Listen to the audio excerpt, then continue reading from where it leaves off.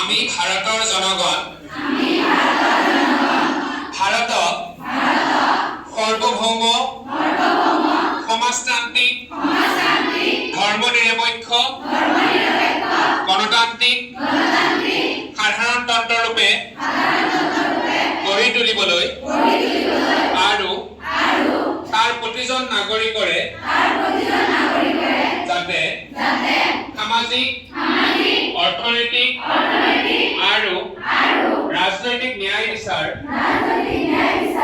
চিন্তা মত প্ৰকাশ বিশ্বাস ধৰ্ম আৰু উপাসনাৰ স্বাধীনতা সামাজিক প্ৰতিষ্ঠা অৰ্জন আৰু সুযোগৰ সমতা প্ৰতিষ্ঠা আৰু তেওঁলোকৰ সকলোৰে মাজত ব্যক্তিৰ মৰ্যাদা আৰু জাতীয় ঐক্য আৰু সংহতি সুনিশ্চিতকৰণৰ মাধ্যমেৰে তেওঁলোকৰ যাতে ভাতৃত্ব ভাৱ গঢ়ি উঠে আৰু তাৰ কাৰণে সত্যনিষ্ঠাৰ সৈতে